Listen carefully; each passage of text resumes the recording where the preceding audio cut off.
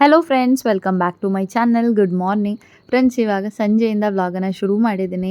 ಪಾಪು ಸಂಜೆ ಇವಾಗ ಆಟ ಆಡೋದಕ್ಕೆ ಅಂತ ಇಲ್ಲಿ ಬರ್ತಾ ಇದ್ದಾಳೆ. ಅವಳಿಗೆ ಮೊನ್ನೆ ಒಂದ್ಸಲಿ ಹೇಳ್ಕೊಟ್ಟಿದ್ದೆ ಆಟ. ಸುಮ್ಮನೆ ಒಂದೆರಡು ಚಿಪ್ಪಿ ಇರುತ್ತಲ್ವ ಗೆರಟೆ, ಅದಕ್ಕೆ ಒಂದು ಸ್ವಲ್ಪ ನೀರೆಲ್ಲ ಹಾಕ್ಬಿಟ್ಟು ಒಂದು ಸ್ಪೂನ್ ಹಾಕ್ಬಿಟ್ಟು ಕೊಟ್ಟಿದ್ದೆ. ಅವಳು ಅದರಲ್ಲೇ ನನಗೆ ಅಡುಗೆ ಮಾಡಿಕೊಡ್ತೀನಿ ಹಂಗೆ ಹಿಂಗೆ ಅಂತೆಲ್ಲ ಸ್ಟೋರಿ ಬಿಲ್ಡ್ ಮಾಡಿ ಹೇಳ್ಕೊಟ್ಟಿದ್ದೆ.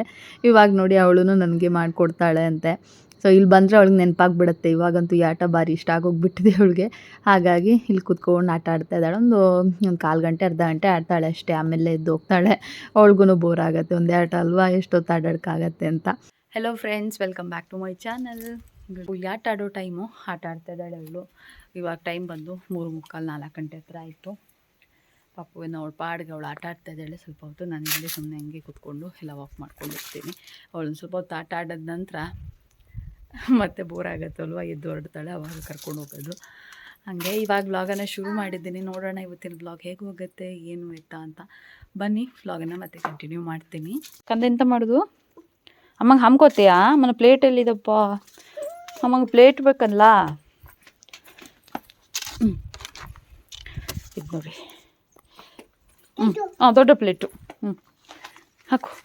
ಅಮ್ಮಂಗೆ ಹಾಮ್ ಕೊಡು, ಚೂಡು ಹಾಮು ಬೇಕು. ನಾನು ಅಳ್ಬೇಕಂತ ಆ ಥರ ಹಾಮಬೇಕು ಅಂತ.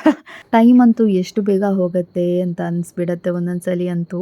ಬಿಕಾಸ್ ನಾವು ಚಿಕ್ಕವರಿದ್ದಾಗ ಈ ಥರ ಆಟ ಆಡ್ತಾಯಿದ್ವಿ. ಮಣ್ಣಲ್ಲಿ ಗೆರಟೆನಲ್ಲಿ ಎಲ್ಲ ಹಾಕಿಬಿಟ್ಟು ಹೂವೆಲ್ಲ ಹಾಕಿ ಅಡುಗೆ ಮಾಡೋದು ಅಂತೆಲ್ಲ ಆಟ ಆಡ್ತಾಯಿದ್ವಿ ಚಿಕ್ಕ ವಯಸ್ಸಲ್ಲಿ ಇರಬೇಕಂದ್ರೆ. ಇವಾಗ ನನ್ನ ಮಗಳು ಈ ಥರ ಆಟ ಆಡೋ ಅಷ್ಟು ದೊಡ್ಡವಳಾಗ್ಬಿಟ್ಲಲ್ಲ ಅಂತ ಅನ್ನಿಸ್ಬಿಡುತ್ತೆ. ಒಂಥರ ತುಂಬ ಸ್ಪೆಷಲ್ ಅನಿಸುತ್ತೆ ಈ ಥರ ಮೂಮೆಂಟ್ಗಳೆಲ್ಲನೂ.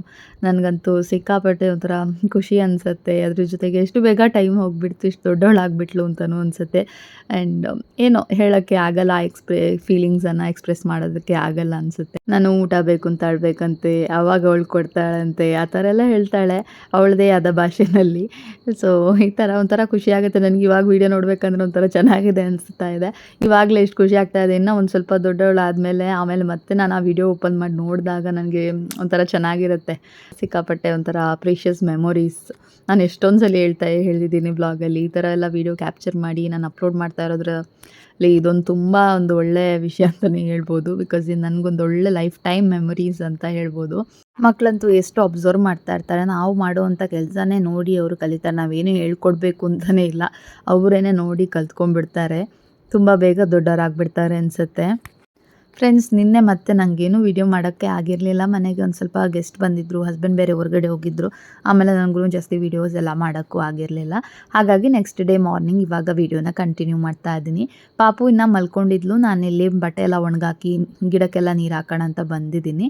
ಅಮ್ಮನ ಮನೆಯಿಂದ ಬರಬೇಕಾದ್ರೆ ಗೊಬ್ಬರದ ಮಣ್ಣು ತೊಗೊಂಡು ಬಂದಿದ್ದೆ ಅಲ್ವಾ, ಅದನ್ನು ಹಾಕೇ ಆಗಿರಲಿಲ್ಲ ನನಗೆ. ತುಂಬ ಚೆನ್ನಾಗಾಗುತ್ತೆ ಪಿಟೂನಿಯಕ್ಕೆಲ್ಲ, ಅದು ತುಂಬ ಚೆನ್ನಾಗೇ ಬರುತ್ತೆ ಪಿಟೂನಿಯಾ. ಬಟ್ ನನಗೆ ನೋಡಿ ಪಿಟೂನಿಯಾ ಹಾಕಿಬಿಟ್ಟಿದ್ದೀನಿ ಪಾಟ್ಗೆ, ಬಟ್ ಅದಕ್ಕೆ ಆ ಮಣ್ಣು ಹಾಕಿ ಆಗಿರಲಿಲ್ಲ. ಸ್ವಲ್ಪ ಅದ್ರ ಬೇರೆಲ್ಲ ಹೊರಗಡೆ ಕಾಣೋ ಥರ ಆಗಿಬಿಟ್ಟಿತ್ತು ನೀರು ಹಾಕಿ. ಸ್ವಲ್ಪ ಮಣ್ಣು ಕೂಡ ಕಡಿಮೆ ಹಾಕಿದ್ದೆ ಅಲ್ವಾ ಮೊನ್ನೆ.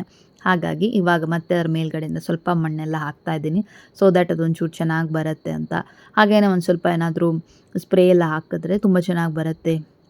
ಈ ಯೂರಿಯಾ ಅಂತ ಬರುತ್ತೆ ನೋಡಿ, ಅದನ್ನು ಒಂದು ಸ್ವಲ್ಪ ಡೈಲ್ಯೂಟ್ ಮಾಡಿ, ತುಂಬ ಕಡಿಮೆ ಹಾಕಬೇಕು, ಜಾಸ್ತಿ ಹಾಕ್ಬಿಟ್ರೆ ಸುಟ್ಟೋದಂಗೆ ಆಗುತ್ತೆ, ಗಿಡ ಸತ್ತೋಗ್ಬಿಡುತ್ತೆ.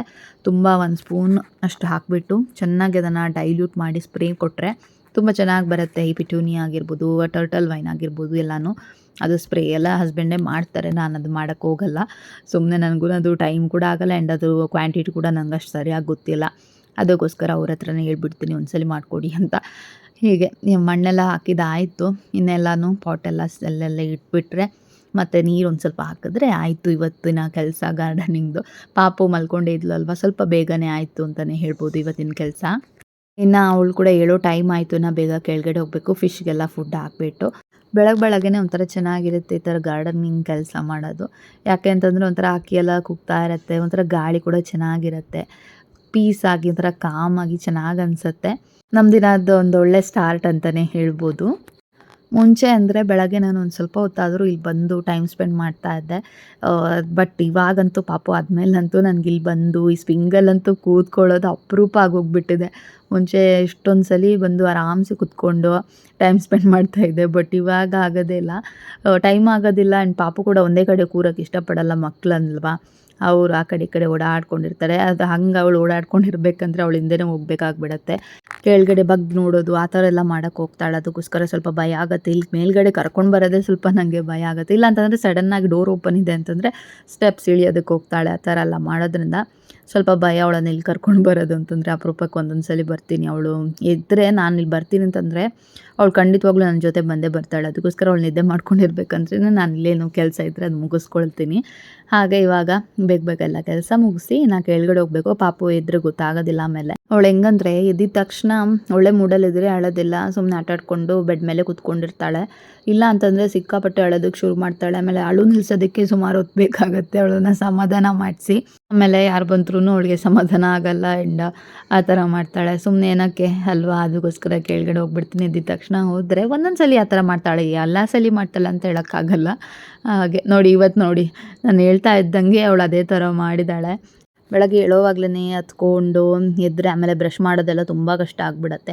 ಅದಕ್ಕೋಸ್ಕರ ಹಂಗೆ ಅವಳನ್ನು ಸಮಾಧಾನ ಮಾಡಿಸಿ, ನೋಡು ನಾಯಿ ಎಲ್ಲಿ ಹೋಗಿದೆ, ಅದು ಎಲ್ಲಿ ಹೋಗಿದೆ ಅಂತ ಕತೆ ಹೇಳ್ತಾ ಇದ್ದೀನಿ. ಅವಳು ಸ್ವಲ್ಪ ಡೈವರ್ಟ್ ಆದರೆ ಸುಮ್ಮನಿರ್ತಾಳೆ ಆಮೇಲೆ ಅಂತ. ಹಾಗೆ ಬೆಳಗ್ಗೆ ನೋಡಿ ಇವತ್ತು ಹಿಂಗಿತ್ತು ಅಂತಲೇ ಹೇಳ್ಬೋದು. ಇನ್ನು ಪಾಪು ಕೂಡ ಇದ್ಲಲ್ವ, ಅವಳನ್ನು ಸ್ವಲ್ಪ ಸಮಾಧಾನ ಮಾಡಿ ಅವಳಿಗೆ ಬ್ರಷ್ ಮಾಡಿಸಿ ತಿಂಡಿ ತಿನ್ನಿಸಿ ಅದೆಲ್ಲ ಆದ ನಂತರ ಮತ್ತೆ ವ್ಲಾಗನ್ನು ಕಂಟಿನ್ಯೂ ಮಾಡಿರಲಿಲ್ಲ. ಎಷ್ಟು ಅಂತ ಮನೆ ಕೆಲಸ ಅನ್ನೋದೇನೆ ತೋರಿಸೋದು, ನಿಮಗೂ ಬೋರ್ ಆಗಿಬಿಡುತ್ತೆ. ಆಮೇಲೆ ಕೆಲಸ ಎಲ್ಲ ಮುಗಿಸಿ ಫ್ರೆಶ್ ಅಪ್ ಆಗಿ ಬಂದು ಇವಾಗ ಒಂದು ಸ್ವಲ್ಪ ಕಲ್ಲಂಗಡಿ ಹಣ್ಣನ್ನು ಕಟ್ ಮಾಡಿ ಇಡೋಣ ಅಂತ ಬಂದಿದ್ದೀನಿ. ಪಾಪು ಅಲ್ಲಿ ಆಟ ಆಡ್ಕೊತಾ ಇದ್ಲು, ಅವಳಿಗೂ ಒಂದು ಸ್ವಲ್ಪ ಕಲ್ಲಂಗಡಿ ಹಣ್ಣೆಲ್ಲ ಕೊಡ್ಬೋದು ಅಂತ ಇಲ್ಲಿ ಇವಾಗ ಕಟ್ ಮಾಡ್ತಾ ಇದ್ದೀನಿ. ತುಂಬ ಚೆನ್ನಾಗಿತ್ತು ಇದು, ನೋಡೋಕೆ ಸ್ವಲ್ಪ ಲೈಟಾಗಿ ಕಾಣಿಸುತ್ತೆ ಕ್ಯಾಮ್ರಾದಲ್ಲೇನೋ, ತುಂಬ ಚೆನ್ನಾಗಿ ಟೇಸ್ಟ್ ಅಂತೂ ಸಕ್ಕತ್ತಾಗಿತ್ತು. ಫ್ರೆಂಡ್ಸ್, ಹಾಗೆಯೇ ಮೊನ್ನೆ ಒಂದು ಸ್ವಲ್ಪ ಆಲೂಗಡ್ಡೆ ಬೋಂಡ ಮಾಡಿದ್ದೆ, ಅದರದ್ದು ಒಂದು ಸಣ್ಣ ಕ್ಲಿಪ್ಪಿಂಗ್ ಇದೆ, ಅದನ್ನು ಕೂಡ ಶೇರ್ ಮಾಡ್ತಾ ಇದ್ದೀನಿ. ಏನಂದರೆ ಇಲ್ಲೊಂದು ಸ್ವಲ್ಪ ಪೊಟ್ಯಾಟೊ ಅಂದರೆ ಆಲೂಗಡ್ಡೆನ ಬೇಯಿಸಿಟ್ಕೊಂಡಿದ್ದೀನಿ, ಕುಕ್ಕರಲ್ಲಿ ಹಾಕಿ ಒಂದು 3 ವಿಜಿಲ್ ಕೂಗಿಸಿದ್ದೀನಿ. ಅರ್ಧ ಮಾಡಿದ್ದೀನಿ, ಸ್ವಲ್ಪ ದೊಡ್ಡದಾಗಿತ್ತು ಅಂತ, ಸೊ ದ್ಯಾಟ್ ಅದು ಚೆನ್ನಾಗಿ ಬೇಗ ಬೇಯುತ್ತೆ ಅಂತ. 3 ವಿಜಿಲ್ಗೆ ಸೂಪರಾಗಿ ಚೆನ್ನಾಗಿ ಬೆಂದಿತ್ತು. ಹಾಗೆ ಈ ಕಡೆ ನಾನು ಅದೆಲ್ಲ ಕೂಲ್ ಆಗುವಷ್ಟರಲ್ಲಿ ಇಲ್ಲೊಂದು ಸ್ವಲ್ಪ ನನಗೆ ದೋಸೆಗೆ ಅಕ್ಕಿನ ರುಬ್ಬಕ್ಕಿತ್ತು, ಅದಕ್ಕೋಸ್ಕರ ಆವಾಗಲೇ ನೆನೆಸಿಟ್ಟಿದ್ದೆ. ಇವಾಗ ನಾನು ರುಬ್ಬಕ್ಕೆ ಅಂತ ರೆಡಿ ಮಾಡ್ಕೊಂಡಿದ್ದೀನಿ. ಈ ವ್ಲಾಗ್ ಒಂಥರ 3 ದಿನದ ವ್ಲಾಗ್ ಥರ ಆಗೋಯಿತು ಇವತ್ತು. ನನಗೆ ಆಮೇಲೆ ಕಂಟಿನ್ಯೂಸ್ ಆಗಿ ಶೂಟ್ ಮಾಡೋಕ್ಕೆ ಆಗಿರಲಿಲ್ಲ. ಒಂದು ದಿನ ಅಂತೂ ನಾನು ಮರ್ತ್ಕೊಂಡ್ಬಿಟ್ಟಿದ್ದೆ. ಆಮೇಲೆ ಒಂದಿನ ಗೆಸ್ಟ್ ಬಂದು ಅಂತ ಹೇಳಿದ್ದೆ ಅಲ್ವಾ, ಸೊ ಇದರೆಲ್ಲ ಆಯಿತು. ಇವಾಗ ದೋಸೆಗೆ ರುಬ್ಬಕ್ಕೆ ಹಾಕಿದ್ದೀನಿ. ಅದ್ರ ಜೊತೆಗೇ ಇಲ್ಲಿ ಆಲೂಗಡ್ಡೆ ಬಾಜಿ ಥರ ಮಾಡೋಕ್ಕೆ ಬೋಂಡಕ್ಕೆ ಅದನ್ನು ಕೂಡ ರೆಡಿ ಮಾಡ್ಕೊಂಡಿದ್ದೀನಿ. ಇವಾಗ ಆಲೂಗಡ್ಡೆ ಕೂಡ ತಣ್ಣಗಾಗಿತ್ತು, ಸೊ ಅದನ್ನು ಸಿಪ್ಪೆ ಎಲ್ಲ ತೆಗೆದು ಸ್ವಲ್ಪ ಸ್ಮ್ಯಾಶ್ ಮಾಡಿ ಇಟ್ಕೊಳ್ತೀನಿ. ಅದ್ರ ಜೊತೆಗೆ ಒಂದು ಈರುಳ್ಳಿ, ಒಂದು ಸ್ವಲ್ಪ ಬೆಳ್ಳುಳ್ಳಿ, ಹಸಿಮೆಣಸಿನ್ಕಾಯಿ ಇದಿಷ್ಟನ್ನು ಕೂಡ ರೆಡಿ ಮಾಡಿ ಇಟ್ಕೊಂಡಿದ್ದೀನಿ. ಎಲ್ಲನೂ ರೆಡಿ ಮಾಡಿ ಇಟ್ಕೊಂಡ್ರೆ ಆಮೇಲೆ ಕರಿಯೋದಂತೂ ಆಮೇಲೆ ಮಾಡ್ಕೋಬೋದು ಅಂತ. ಪಾಪು ಮಲ್ಕೊಂಡಿದ್ಲು, ಇವಾಗಲೇ ಎಲ್ಲ ರೆಡಿ ಮಾಡಿ ಹಸ್ಬೆಂಡ್ ಕೂಡ ತೋಟಕ್ಕೆ ಹೋಗಿದ್ರು. ಅವ್ರು ಬರೋ ಅಷ್ಟರಲ್ಲಿ ಚೆನ್ನಾಗಿ ಬಿಸಿಯಾಗಿ ಮಾಡಿಕೊಡೋಣ ಅಂತ ಇವಾಗ ರೆಡಿ ಮಾಡ್ಕೊಂಡಿದ್ದೀನಿ. ಒಂದು ಸ್ವಲ್ಪ ಬೆಳ್ಳುಳ್ಳಿ, ಹಸಿಮೆಣಸು, ಕೊತ್ತಂಬರಿ ಸೊಪ್ಪೆಲ್ಲ ಗ್ರೈಂಡ್ ಮಾಡಿ ನಾನು ಸೇರಿಸ್ಕೊತೀನಿ, ಸೊ ದ್ಯಾಟ್ ಅದು ತುಂಬ ಚೆನ್ನಾಗಿರುತ್ತೆ ಪರಿಮಳ. ಇದರ ರೆಸಿಪಿ ನಾನು ಡೀಟೇಲಾಗಿ ಒಂದ್ಸಲಿ ಶೇರ್ ಮಾಡಿದ್ದೀನಿ, ಅದರ ಲಿಂಕನ್ನು ನಾನು ಎಂಡ್ ಸ್ಕ್ರೀನಲ್ಲಿ ಹಾಕಿರ್ತೀನಿ. ಹಾಗೆಯೇ ಐ ಬಟನಲ್ಲಿ ಕೂಡ ಹಾಕಿರ್ತೀನಿ. ನಿಮ್ಗೆ ಇಂಟ್ರೆಸ್ಟ್ ಇದ್ದರೆ ಖಂಡಿತವಾಗ್ಲೂ ಚೆಕ್ ಮಾಡಿ. ಇದು ನಮ್ಮಮ್ಮ ಮಾಡೋ ಸ್ಟೈಲ್ ಮಾಡಿರೋದು, ಸಖತ್ತಾಗಿ ಬಂದಿತ್ತು ಆ್ಯಂಡ್ ನನಗೆ ಸಿಕ್ಕಾಪಟ್ಟೆ ಇಷ್ಟ ಆಗುತ್ತೆ. ಹಸ್ಬೆಂಡ್ ಕೂಡ ತಿಂದ್ಬಿಟ್ಟು ಸೂಪರಾಗಿ ಬಂದಿದೆ ಅಂತ ಹೇಳಿದ್ರು, ಅದಂತೂ ಸಿಕ್ಕಾಪಟ್ಟೆ ಖುಷಿ ಆಯಿತು. ಎಲ್ಲರಿಗೂ ಹಂಗೆ ಅಲ್ವಾ, ಯಾರಾದರೂ ತಿಂದ್ಬಿಟ್ಟು ಚೆನ್ನಾಗಾಗಿದೆ ಅಂತ ಹೇಳಿದ್ರೆ ಅದೇ ಸಾಕು, ನಮಗೆ ಮಾಡಿದ್ದಕ್ಕೆ ಸಾರ್ಥಕ ಅಂತ ಅನ್ನಿಸ್ಬಿಡುತ್ತೆ. ಹಾಗೆಯೇ ಇವತ್ತಂತೂ ಬಿಸಿ ಬೋಂಡ ತಿನ್ನೋದು. ಇನ್ನೇನಿದ್ರು ಹಸ್ಬೆಂಡ್ ಕೂಡ ಬಂದರು, ಅವ್ರ ಹತ್ರ ವೀಡಿಯೋ ಮಾಡೋಕ್ಕೆ ಹೇಳ್ಬಿಟ್ಟು ನಾನಿಲ್ಲಿ ಬೋಂಡ ಕರೀತಾ ಇದ್ದೀನಿ. ಅವರು ಬರೋ ಅಷ್ಟರಲ್ಲಿ ಪಾಪು ಕೂಡ ಎದ್ದಿದ್ಲು, ಅವರು ನೋಡ್ಕೊಳ್ತಾ ಇದ್ರು ಕೂಡ ಪಾಪುನ. ಹಾಗೆ ನಾನಿಲ್ಲಿ ಆರಾಮ್ಸೆ ಬೋಂಡ ಕೂಡ ಮಾಡೋಕ್ಕಾಯಿತು. ಸೊ ಇವಾಗ ಬಿಸಿ ಬೋಂಡ ತಿಂದು ಒಂದೊಳ್ಳೆ ಕಾಫಿ ಕುಡಿದ್ರಂತೂ ಸೂಪರಾಗಿರುತ್ತೆ. ಫ್ರೆಂಡ್ಸ್, ನೋಡಿ ಇದಾಗಿತ್ತು ಇವತ್ತಿನ ವ್ಲಾಗ್. ಈ ವ್ಲಾಗ್ ನಿಮ್ಗೆ ಇಷ್ಟ ಆಗಿದೆ ಅಂತಂದರೆ please like, share, comment and subscribe ಮಾಡದೆ ನೋಡ್ತಾ ಇದ್ದರೆ ಪ್ಲೀಸ್ ಸಬ್ಸ್ಕ್ರೈಬ್ ಮಾಡಿ, ಸಪೋರ್ಟ್ ಮಾಡಿ.